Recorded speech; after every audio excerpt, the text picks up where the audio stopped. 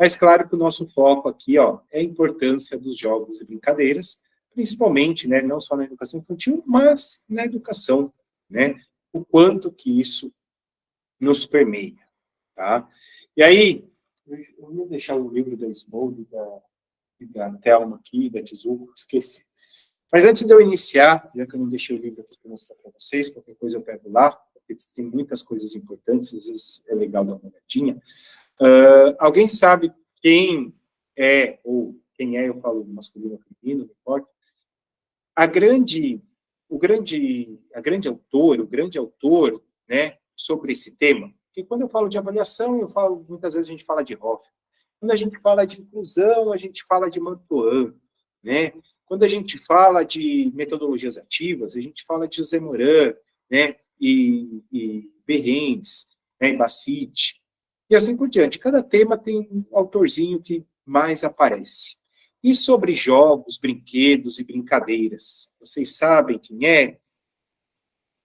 Quem já é um pouco mais experiente aí nos concursos vai saber. Tudo bem, parabéns, pessoal. Tizuko Kishimoto, tá? Ela é uma grande referência, caiu em outras provas da Vans, tá? E pouquíssimas questões abordando nesses 6 meses, tá? E as que eu vi estavam presentes nessa obra, tá? Para vocês terem uma ideia. Mas eu venho trazendo aqui um panorama geral para vocês, porque, novamente, é um tema muito extenso, né? Então, a gente precisa, novamente, pensar em nosso objetivo, tá bom? E aí vamos começar, né, falando um pouquinho do brinquedo, do brincar, do brinquedo, do brincar, e também do jogo e da ludicidade, tá? O que a gente pode dizer aqui, se bem que a ludicidade eu vou falar depois. O grande objetivo nosso é o quê? De novo, o desenvolvimento pleno das crianças. O que é o desenvolvimento pleno mesmo? O que está envolvido? Cognição, socialização, a parte emocional, que é o intra, e a parte sensitiva motora, tá? Então, ou seja, tudo isso que eu vou ter que estar vendo, né, e estar identificando aquilo que eu comentei no começo da aula, não queria ser repetitivo, né, mas, falar de novo, o desenvolvimento pleno da criança, né? Então, tudo que a gente busca, o nosso foco, é sempre o desenvolvimento pleno da criança, né? O desenvolvimento integral. Nota que aqui eu coloco para vocês desenvolvimento da criança, tá? Mas se quiserem colocar ali, puxar uma barrinha e escreverem integral, desenvolvimento integral da criança, fica maravilhoso, tá bom? E aí estamos falando do cognitivo, que já está no material, né? Do social, do emocional, e eu falei sensitivo motor, aí está físico motor, está tudo bem, tá? Então, a gente vai estar trabalhando muito em cima disso, tá? Então, por mais que ele venha falando ali de jogo, brinquedo, brincar, ludicidade, ou até outros temas, lembrem que esse é o objetivo, tá? E, para cada um, existe, claro, uma metodologia, tá?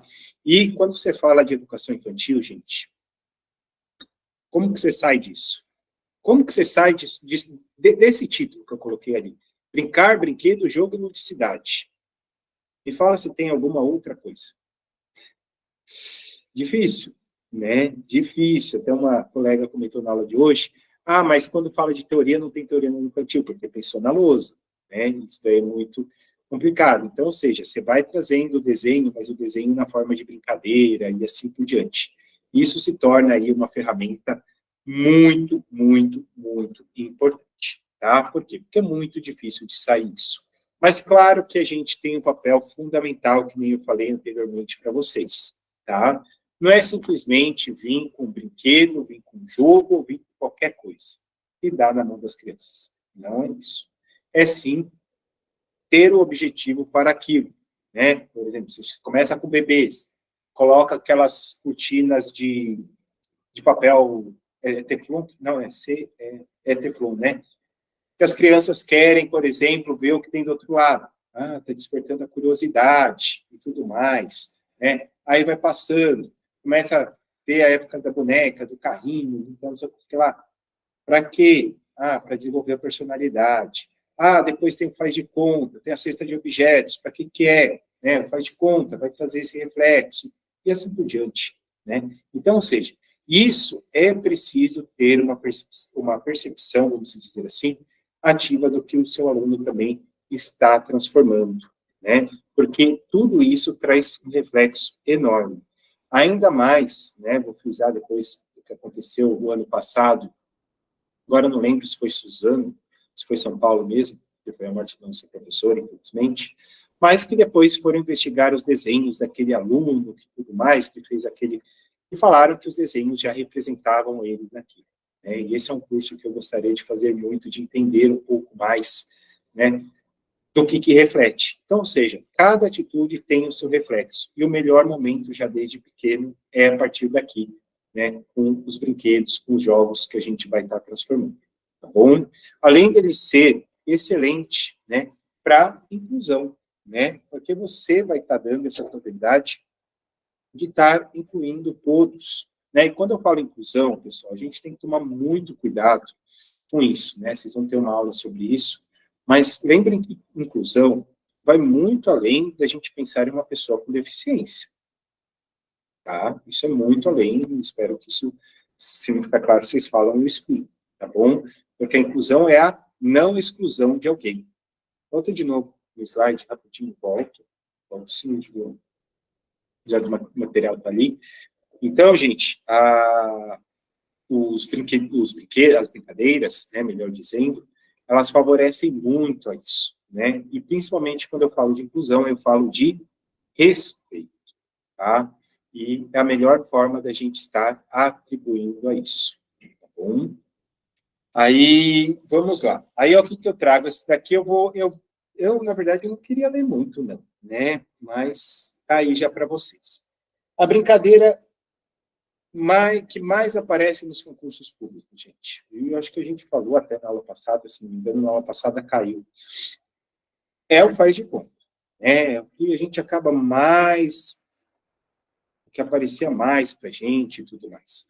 Porque o que o faz de conta nos traz? Tá? Vou tentar não ver aqui o slide. Vou fazer assim para eu olhando para vocês. Vou tentar não ler. Por quê? Porque ele é o principal de todos, né? Ele traz o quê? A criatividade. E mais do que isso, ele traz o reflexo, né? Ele traz o reflexo do que está acontecendo, da situação que ele vive, dos significados, né? Se a gente vai lá para Vygotsky, vai falar de signos, né? Mas, enfim, vai trazer toda essa simbologia do que o aluno está vivenciando, tá bom?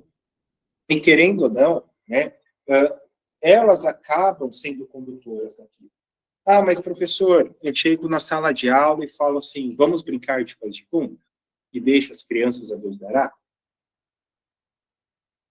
ser que sim, pode ser que não. Pode ser que você chegue, fala um personagem, né? Fala um personagem, conversa como que seria a sua reação.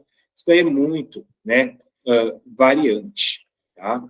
Mas o importante é a gente entender o que ele traz ali para a gente, né? E principalmente os significados de todas as situações, né? E de funções que ele vai trazer da criança.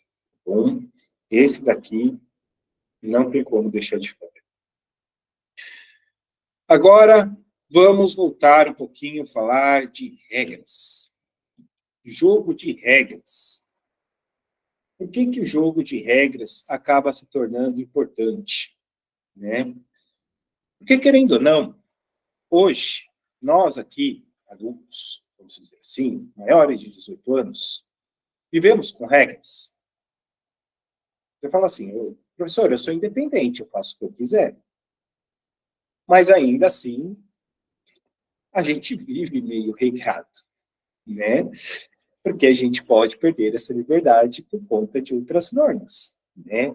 Então, ou seja, é importante, né, também o aluno já ir criando isso, né? Porque lembra que a gente está formando um cidadão.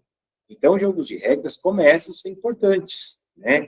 E aí, numa faixa de 6, 7 anos e tudo mais, né? Onde a gente começa a colocar né, e eles começam a entender, né, o que vai se distinguindo, tá, uma coisa da outra. E claro que vão ter jogos, né, que vão ter, a gente pode colocar, vamos formular um jogo que vai ter esse objetivo. Quais regras a gente pode colocar? Fazer com que os alunos coloquem as regras, né? Notem que é diferente de regras de sala de aula, tá?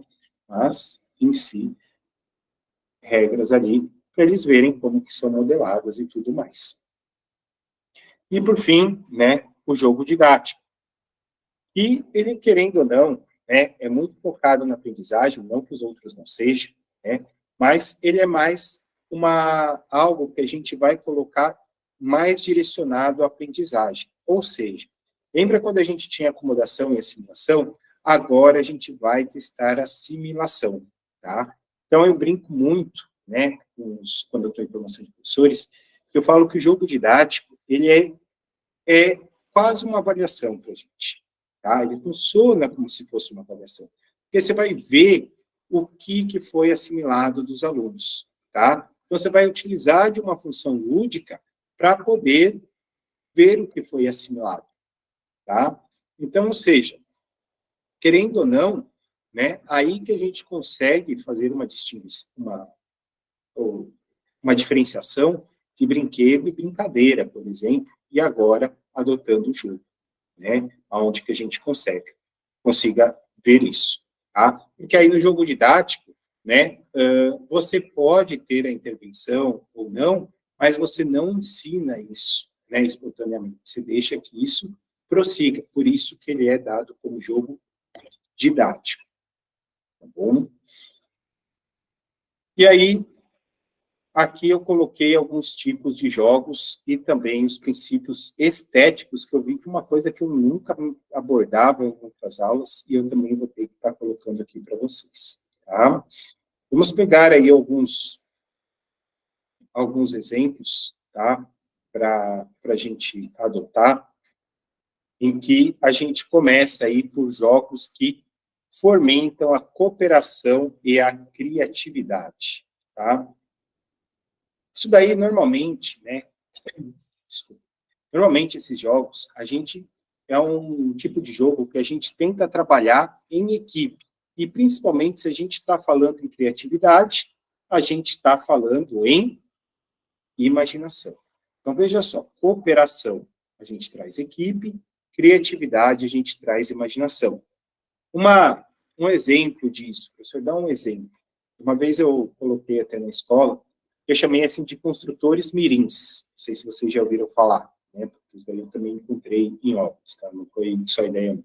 Mas que eram construir uma cidade, peguei bloquinhos, né? Até de papelão, que eles trouxeram, falei para eles trazerem blocos, né? Paralelogramos e cubos, né? Para vocês verem já trabalhando a matemática. E também, né? Trabalhar à distância, para a gente construir uma cidade de blocos. Então, ou seja, eu trabalhei com eles, resolução de conflitos, né? Consegui fazer com que eles trabalhassem isso, porque um ia querer colocar um prédio aqui, o outro queria colocar uma casa, mas e aí faria como? Né? Então, trabalho essa parte de conflitos, né? A parte de negociação, trabalho a criatividade deles, como que vai ser, e também, né, quando eu falo de conflitos, eu também falo de colaboração. E aí eu trabalho vários conteúdos em uma coisa só. Tá? Esse é o tipo de que a gente pode estar aplicando. Aí depois tem os princípios estéticos em atividades lúdicas, tá? Esse daqui eu vou falar um pouquinho melhor no próximo slide, que eu vou trazer os princípios estéticos, tá? Gerais. Aí aqui, valorização à identidade e diversidade através dos jogos. Então, por exemplo, aqui a gente vai promover o quê? Além de toda a compreensão, educação STEM, ok? A gente vai conseguir promover, como eu disse para vocês, a compreensão. E mais do que isso, o respeito, né, à diversidade. E aí eu posso estar falando principalmente da diversidade, né, cultural, tá? Por exemplo, quando eu lembro que na Copa do Mundo, eu fui visitar várias escolas aqui na minha cidade, em Bragança, devem ter feito em todas as cidades aí que vocês estão, né, sobre a Copa do Mundo, né? Chegou na Copa do Mundo, e daí o que eles fizeram? Cada sala, principalmente foi Fundo 2, né? A maioria foi Fundo 2, tal, mas começou o Fundo 1 talvez também. E fazia, por exemplo, a culinária do país, o jogo do país, ou seja, trazia a realidade cultural daquele país, né? Aconteceu 2 anos atrás, no finalzinho do ano, no Catar. Ou seja, começou a valorizar toda essa identidade, né? Cultural, né? A gente conseguiu aí estar trazendo para eles, né? Algo, trazendo, por exemplo, algo tradicional, né? De vários países, promover, né? O entendimento, o porquê daquilo, né? Além delas explicarem, né? Compartilharem histórias, ou seja, isso enriquece uma experiência aprendizado para todos, tá? Aí vemos para os jogos, toda vez que o grifo sai, né? Jogos cooperativos para habilidades sociais e emocionais. Isso daqui é um pouquinho mais forte, né? Mas daqui, para que serviria? Alguém sabe? Já que eu estou falando muito. O que, por exemplo, eu estou falando tanto de fortalecer, de aprender, o que aqui fortaleceria, por exemplo? Quando eu falo de habilidades sociais e emocionais. Inteligência emocional, né? Aí eu vou, inteligência emocional, eu vou mais para a palavra empatia, com o próximo, né? E principalmente, né, quando eu falo de habilidades sociais, o que hoje é mais difícil? Principalmente com mensagem de celular. Tenho certeza que aconteceu com todo mundo já com mensagem de celular. Você falar uma coisa e a pessoa entender outra, ou pelo menos entender em outro tom, né? Vai dizer que nunca aconteceu isso, né? Trabalho em equipe, comunicação, exatamente. É trazer essa habilidade social que está muito a ver com a comunicação, que são as linguagens, tá bom? Deixa eu sair e voltar aqui. Que são a comunicação, tá? E aí esses jogos cooperativos, né, sendo cruciais para esses tipos de habilidades que a gente acaba adotando, tá bom? Por quê? Porque comunicação e linguagem é tudo para mim, né? E reforçam a ideia da gente estar podendo trabalhar aí cada vez mais juntos. E, por último, encorajando a criatividade, exploração em ambientes lúdicos, né? E aqui sim podendo falar um pouquinho mais de ambiente do que em atividades, tá? Aqui a gente vai mais explorar, né? Como diz aí, ambientes. Então, a gente vai explorar papéis, né? Vai explorar cenários, né? Coisas diferentes, né? E eu lembro que uma vez uma professora colocou isso, muito gravado para mim, né? Que se chamava cantinhos temáticos, né? E áreas de faz de conta. Aí ela aborda, né? Você pega e fala, ó, encorajando a criatividade, faz de conta, olha só, né? Exploração de ambientes lúdicos. Então ela fez cantinhos temáticos na sala. Então cada cantinho, né? Era um tipo de faz de conta, né? E, ou seja, era uma brincadeira super bem projetada, né? O que permitia a criança explorarem diferentes papéis, diferentes cenários, diferentes criatividades, ou seja, permite diversas experiências e, principalmente, diversas soluções, porque cada hora ela estava em um local e cada hora era um personagem, né? Eu achei sensacional, não sei se vocês já conheciam essa atividade, tá? Eu só vi essa vez, né? Faço cantinho todos os dias, é encantador. Olha lá, ó. Tá vendo? Só porque o professor falou que não, estavam super aí à frente, mas eu achei um exemplo maravilhoso. Bom, parabéns. E aí vamos para uma coisa que, né, pega um pouquinho e deixou as questões da Avança muito difíceis quando ele traz esses princípios estéticos na educação infantil, dentro de brincadeiras, dentro de jogos, tá? Porque aí a gente tem que ir um pouquinho ali para o referencial curricular, tá? E isso ficou um pouco confuso para mim nas questões, né? Assim, em geral, deixando elas confuso não, deixando elas difíceis, tá? Então, vou tentar explicar aqui para vocês da melhor forma possível, mas se ficarem na dúvida, por favor, me perguntem, tá? Vamos começar aqui com a parte de sensibilidade, tá?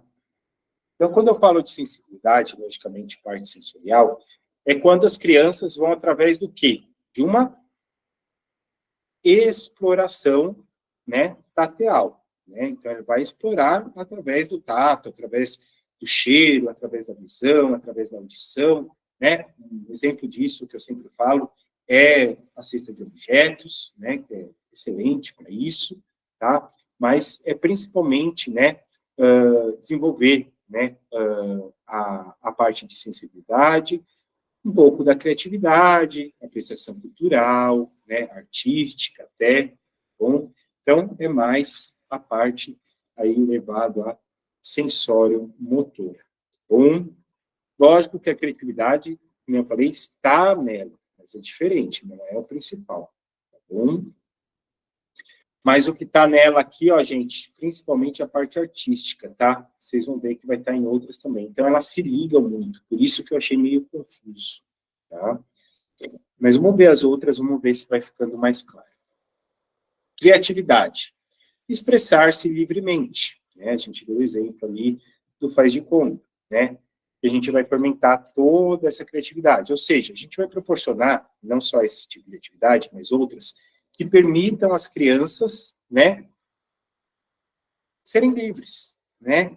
De que tipo de arte, né? Pode ser arte visual, pode ser, né, o desenho livre, pode ser modelagem com argila, né? A construção com materiais recicláveis, né?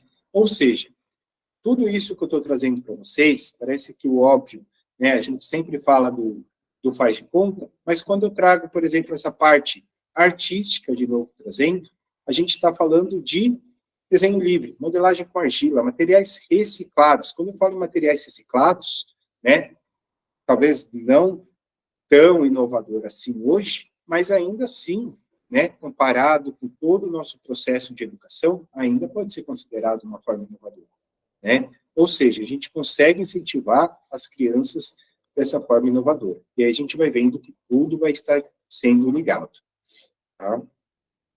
Aí temos a ludicidade, né, que o nome por si só já fala, né? Mas o lúdico vai, nessa parte dos princípios estéticos, ele diz que vão imitar as situações do dia a dia. Ou seja, através do quê? Como que eles imitam isso? Através dos jogos e brincadeiras. Eles vão trazer situações da vida real, né? Ou, logicamente, que nem a gente falou, que desafia as crianças a pensar de maneiras não convencionais. E vão trazer essa realidade para mim, né? Então, como montar uma cozinha, né? Você leva ali todos os aparelhos, logicamente, de plástico, tal, de brinquedos, tal, ou se não, ir no mercado, e assim por diante, né? Vou montar o mercado, para quê? Para separar em objetos não, objetos, comida ali, separar por grupos, né? Então, você vai estar desenvolvendo na criança essa parte de grupos e tudo mais, e são situações do dia a dia que ela vai enfrentar, né? Porque, posteriormente, quando ela for no mercado, ela já vai ter essa noção, né? Ó, isso daqui é tudo, está relacionado, isso daqui não está relacionado. Não vou ter produto de limpeza com leite. Então, é exatamente isso daí que a gente pode estar fazendo.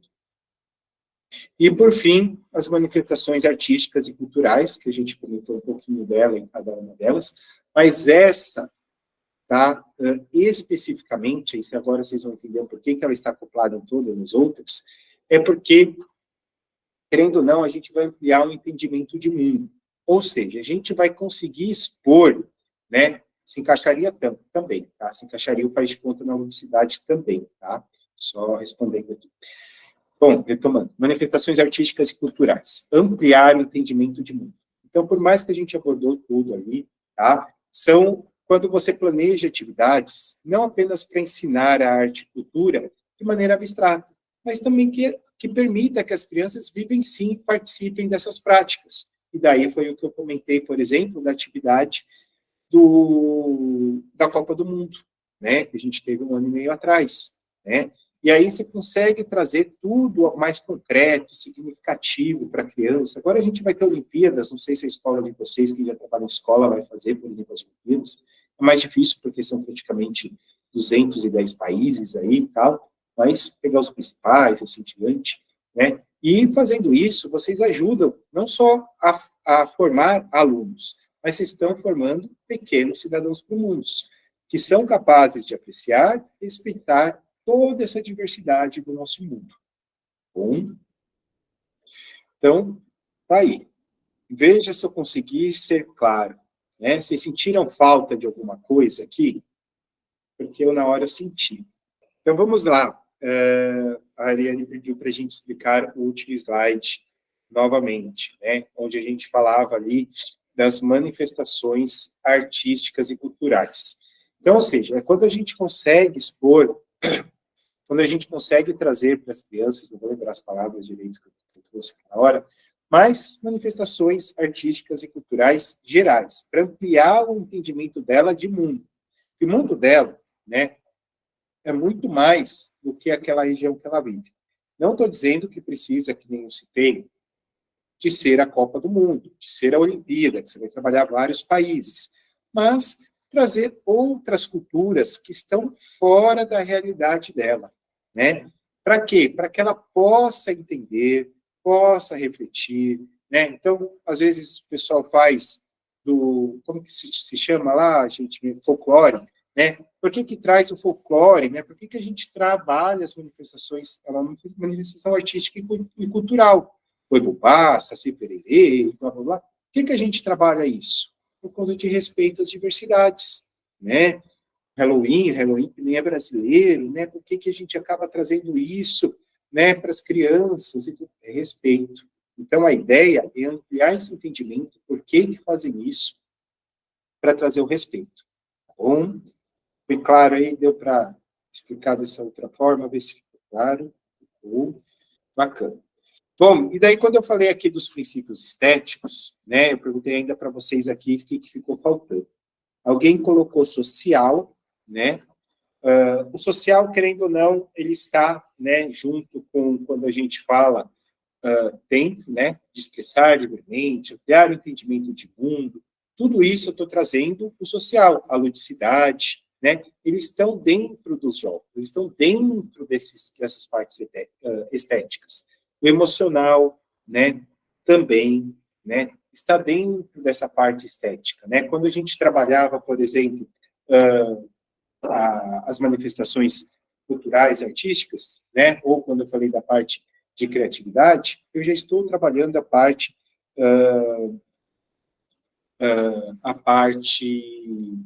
emocional, né?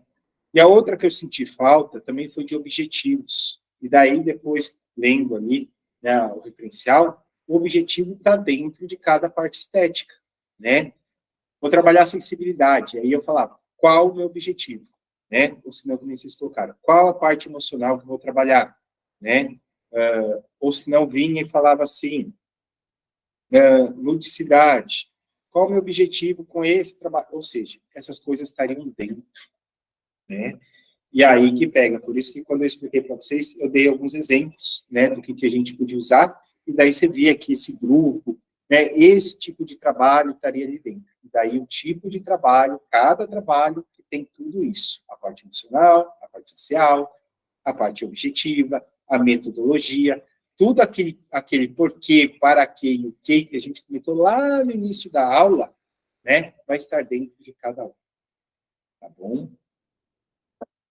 Cuidado, tá? É algo que raramente aí a gente traz, mas para avanço eu precisei trazer. Se eu precisei trazer, gente, esse slide é aquele que tem que prestar atenção, tá? E vamos ver o porquê, né? Vamos ver se eu provo para vocês o porquê. Professor, a estética das atividades deve ser valorizada? Aquela atividade que não sai como planejado, ou o aluno não fez como esperado? Ah, o que vocês acham? Essa pergunta é muito legal. Professor, a estética das atividades deve ser valorizada? Aquela atividade que não sai como planejado, ou o aluno não fez como esperado? Tanto quanto, ou seja, da mesma forma que as demais. Por quê? Porque isso serve para o professor refletir se ele precisa alterar o planejamento dele, né? Isso eu vou conversar muito com vocês na aula de planejamento, né? Também, o aluno não está chegando, até qual caminho que ele foi, falei disso na avaliação. E daí a gente pode estar questionando ele, né, uma conversa, uma comunicação tranquila, né, fazendo ele refletir os passos que ele deu, por que chegou naquele ponto, o que aconteceu, né, é como muitas vezes a Calma Vaz nos traz como, né, encarar os erros dos alunos, né? Então, isso daí deve ser valorizado muito. E aí que está o nosso principal papel, tá? E aí, tá aí. Foi claro, Diego? Decidimos tudo certo. Vou repetir isso ainda no nosso curso. Gravem isso que eu ainda vou repetir. Bom, bora lá, então, para as últimas 3 questõezinhas de hoje. Vamos estender um pouquinho mais. A gente também começou 10 minutinhos mais tarde, por erro meu, mas está tudo bem. Bora lá, então. Questão 6. Os educadores podem selecionar jogos e brincadeiras que promovam efetivamente o desenvolvimento cognitivo e social das crianças. Eu acho estranho essa interrogação que eles colocam, né? Eles deveriam colocar outra coisa ali, né? Porque parece... Para mim, eu responderia sim ou não, né? Mas beleza. Então, vamos lá.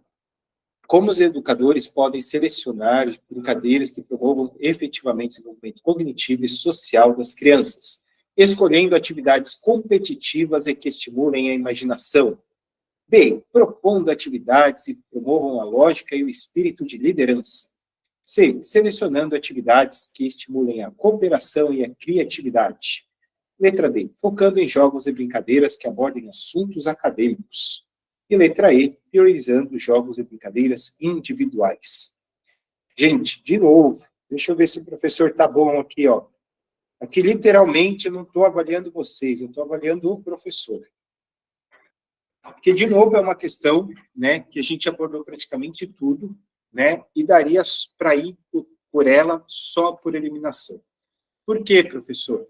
Porque eu acho que os erros estão muito claros na minha visão. Veja, vocês concordam comigo. Quando eu leio a letra E, priorizando jogos e brincadeiras individuais, o quanto que a gente fala do social nesse curso? O quanto que a gente fala do social? Letra D, focando em jogos e brincadeiras que abordem assuntos acadêmicos. Gente, estamos falando toda hora dessa parte social, crítica, de formar cidadãos. E cidadãos não é somente ter uma formação, né? Muito longe disso. Letra B, vamos pular C, então.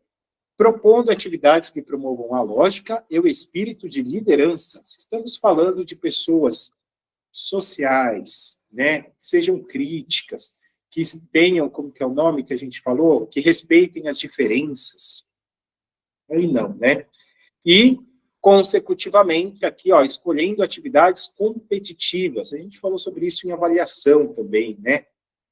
Tá fora. Portanto, realmente ficamos com a letra C de casa, tá? A letra C de casa, deixa eu grifar aqui.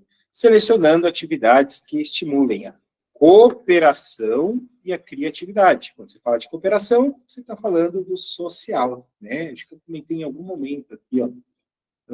Aqui eu já devo ter falado para vocês, mas aparece criatividade. Eu falei da cooperação. Aqui, ó.